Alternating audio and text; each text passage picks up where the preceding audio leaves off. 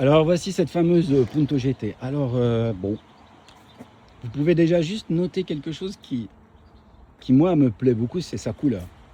Euh, j'ai pas réussi à véritablement trouver le nom de la couleur. Tout ce que je sais, c'est que c'est une couleur qui a été produite sur la phase 2 de la Punto GT. Phase 2, pourquoi? Parce que vous voyez très bien que les phares sont obscurcis. Donc là, on parle de la phase 2, donc une Punto GT phase 2. Et donc, c'est une couleur qui a été très peu diffusée sur la Punto GT. Et je crois savoir en tout cas que c'est une couleur qui était déjà disponible sur le Cabrio, donc sur la Punto Cabrio, qui ensuite a été mise au catalogue pour la Punto GT, mais dans les dernières années de commercialisation. Déjà, la couleur en elle-même, franchement, c'est superbe. Moi, je l'adore. J'adore cette. Très personnellement, je l'aime beaucoup, beaucoup en jaune. Je crois que c'est Giallo Ginesta, je crois. Mais cette couleur-là, elle me fait vraiment. Ouais, c'est très spécial. Alors voilà, comme vous pouvez le voir, bah oui, elle a ses marques de tuning de l'époque. C'est un peu dégueulasse. On n'a plus le logo. On a ces espèces de grilles, je ne sais pas ce que c'est. Et puis, ben, c'est dommage parce que les anti-brouillards ont disparu alors qu'elle avait les anti-brouillards d'origine. Vous pouvez aussi constater juste une chose, c'est que malgré le fait qu'elles paraissent être en mauvais état, alors oui, c'est vrai, au niveau enfin, peinture, déjà. Alors évidemment qu'il y a le toit à refaire. Le capot, étonnamment, presque pas. Et puis, ce qui me, ce qui m'inspire dans cette Punto, c'est que finalement, ben, au niveau de tout ce qui est pièces carrosserie, ben, elle n'est pas baignée. Elle n'est pas, il n'y a rien à changer de particulier. Donc il y a peu de travaux de carrosserie, j'entends par là, de redressement à faire sur cette voiture.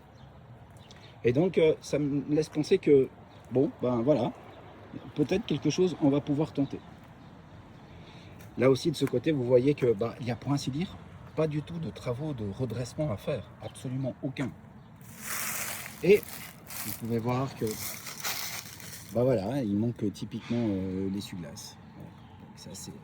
Ça c'est le tuning des années 2000 qui est passé par là. Elle a des jantes, elle est rabaissée, mais elle est rabaissée à mort. Et c'est horrible. Autant le fait qu'elle soit rabaissée comme ça, c'est voilà, c'est de cette époque-là, on sait très bien. Voilà, évidemment qu'il va manquer, il faudra trouver peut-être le moyen de refixer ça correctement. Mais voilà, vous voyez sur le côté, on voit, elle n'a pas de dégâts carrosserie à proprement parler. Ces jantes, elles sont horribles, évidemment. Et puis, le fait qu'elles soient rabaissées autant que ça, c'est tout autant horrible. Donc, évidemment que lors de la restauration que j'espère qu'on va pouvoir faire, on va remettre tout ça d'origine. On va lui remettre des suspensions d'origine, etc., etc. Vous savez pourquoi je suis intéressé par cette Punto? Parce que, bon, déjà, je vous l'ai dit, hein, c'est la couleur qui m'intéresse beaucoup. Parce que c'est pas commun, première des choses. Deuxième des choses, ce qui m'intéresse énormément dans cette Punto GT, c'est le fait tout simplement que, bah, à l'intérieur, elle est encore bien. Elle est encore bien. Elle est encore très très bien. On regarde les panneaux de porte, bah, voilà, ça va, c'est bien. Là, bon, évidemment que le tuning, je pense aussi audio est passé par là, donc il faudra peut-être voir un peu comment est-ce qu'on arrive à régler ça. Là aussi, l'audio tuning est passé par là. Mais si je vous montre l'intérieur de la voiture, bah c'est bien encore. C'est pas mal. Donc je trouve que l'intérieur est, je dirais presque qu'elle est plus belle de l'intérieur que de l'extérieur. Waouh, aujourd'hui. Les sièges, bah bien sûr, ben, ils sont sales. Tout est sale dans la voiture. Mais franchement, top. Top. Je trouve que bah, déjà à l'arrière, on a l'impression que jamais personne ne s'est assis. Bon, après, c'est un peu normal hein, sur une Punto GT. Mais regardez tout simplement ouais, le panneau de porte qui est encore tip top. Le siège conducteur, pardon, passager, il est bien. Il n'est pas troué, il n'a rien du tout. Là, un énorme coup de nettoyage. Là, vous rendez le siège quasiment neuf. Après, au niveau du reste, bah ouais, elle est chouette. Et donc, vous pouvez juste remarquer aussi une chose hein, sur cette Punto GT, c'est que on voit que c'est dans les toutes dernières qui ont été faites parce qu'elle a l'airbag côté passager. Et un volant absolument horrible côté conducteur. Donc, ça serait chouette qu'on arrive à trouver un volant d'origine. Mais ça, un volant airbag d'origine. Mais ça, je pense qu'on arrivera à trouver. Ensuite, regardez ces magnifiques tapis Jackie Tuning, Jackie Touch, qui sont absolument horribles. Bon, ok. On va les enlever le plus vite possible. Voilà. Vous remarquez aussi une chose assez intéressante, elle a aussi la climatisation. Donc, bon, ça c'était aussi une option à l'époque.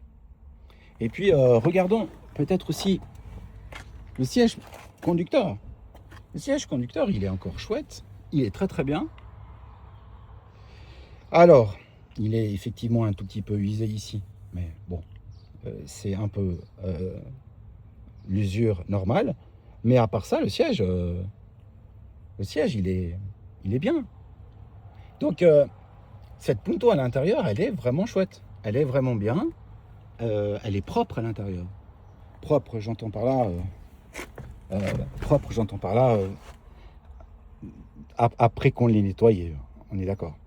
Donc voilà, ça c'est ma toute première vidéo sur cette chaîne. Et donc, je vous tiendrai informé.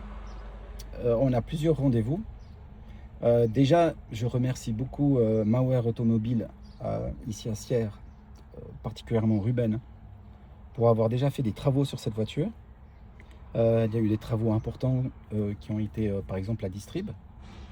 Et puis, la semaine prochaine, mardi, j'ai rendez-vous avec Procar, une carrosserie, pour qu'on puisse voir qu'est-ce qu'on peut faire et avoir un devis exact sur les frais de remise en état de cette Punto GT. Je vais tout faire pour pouvoir la sauver. Et donc, voilà, restez connectés, abonnez-vous. Je pensais jamais le dire une fois, oui, c'est ça, abonnez-vous. Mais voilà, restez connectés. C'est la toute première vidéo de la chaîne qui s'intitulera Save the Youngtimers.